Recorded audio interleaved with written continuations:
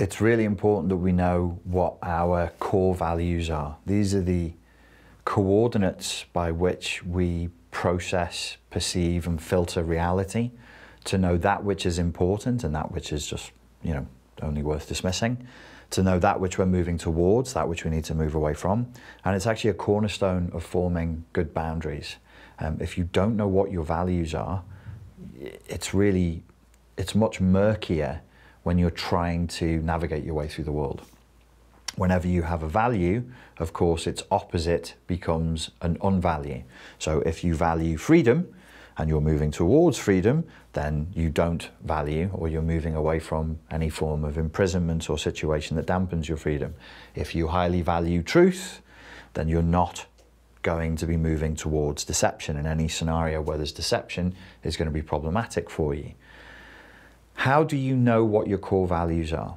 This actually could be considered a form of shadow work. If you've never defined your values, you do have values, whether you like it or not. There are certain things you value in a way that's different from the people around you, and that you prioritize differently to the people around you. Then that would make the values unconscious. And the exercise that we're doing now would be an example of making that which is unconscious conscious, which is the essence of shadow work. It's a very, very simple exercise. All you need to do to begin it is write down 10 values that you consider to be important to you.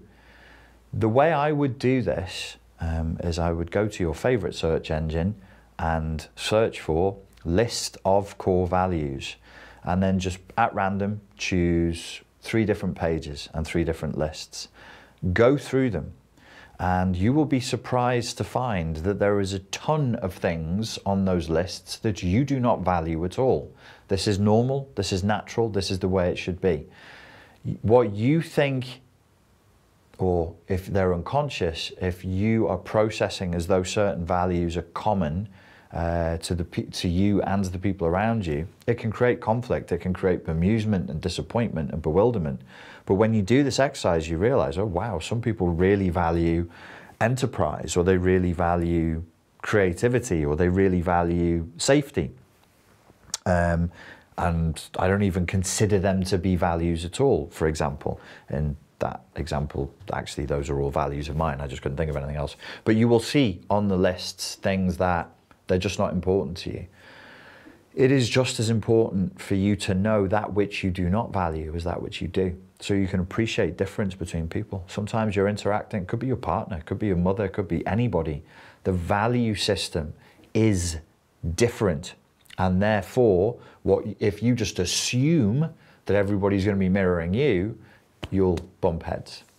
So when we're setting boundaries, when we're sorting out our direction in life, when we're bringing the order to the chaos, when we're making the unconscious conscious, this is an important exercise. Find these lists, go through the lists, take your time. This is not an exercise to rush through.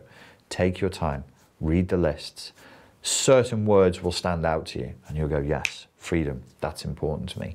Yes, creativity, that's important, whatever it is, whatever you find on those lists. Brainstorm it, take your time, find your top 10. What were the 10 things that really stood out to you and you went, these are things I need in my life?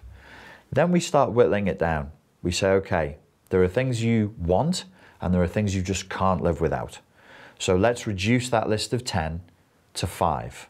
This will be painful because there are certain values that you'll be like, no, I really want that, but I'm asking you to kick them out. I want you to end up with a list of just 5 of your most precious, top priority core values. And then the final step of the process is to list them in order of priority. Which one is the most important? Put it at number 1, and then the next one, and then the next one, and the next one. Now you have a prioritized list of core values. Write it down somewhere and put it where you'll see it regularly. I don't know, bathroom mirror, fridge, somewhere where you'll see it often. At any time, if you want to change it, if you want to put a new value in there, or you want to deprioritize or reprioritize a value, go ahead and do it. This is normal. This is natural. It doesn't mean you're inconsistent or flaky. It means you're a human being and you are learning and adapting to life as it comes at you. It's fine. It is good and right that you change your core values, that they change in priority over time. It would be very strange for somebody at age 50 to have the same values they had at age 20. In fact, I would say it could even be an indicator that something maladaptive had gone on at the psychological level. As you mature, your values will change, and you should always be maturing all the way through life, right to the very end. Always learning, always maturing, always changing. So that is the core values exercise. When you wake up every day and you set your goals, you write your intentions, your affirmations, your directions down, which I'll show you how to do on another video, I want you to write down your values on the page so you can see them. Doesn't need to be all 5, but the first 2 or 3 should be there. I want them in your visual field on the page so that as you're doing whatever it is you're doing on the page, you can always see somewhere in the visual field on the page as you're writing some of your values. Because what you'll do, say you did a light version of the emotional literacy exercise, or you wrote a goal down, or you wrote an intention down, and your value is here. At the unconscious and at the conscious level, you'll be looking and you'll be going, huh, that goal that I just wrote down, I have a core value up at the top of the page that says freedom or independence or agency or sovereignty or whatever it is, but the goal I just wrote down doesn't match.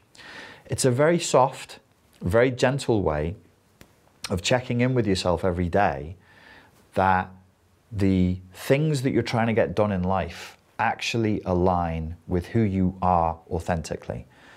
That's why we do it this way. So there you go. Nice, simple exercise, very, very powerful. Once you've written it down, please do keep it somewhere where it's visible frequently. You need to change it at any time, or even if the values change drastically over the next 30 days, it's completely normal. Ladies and gentlemen, thank you for your time and your attention, and I look forward to speaking to you again soon. Cheers.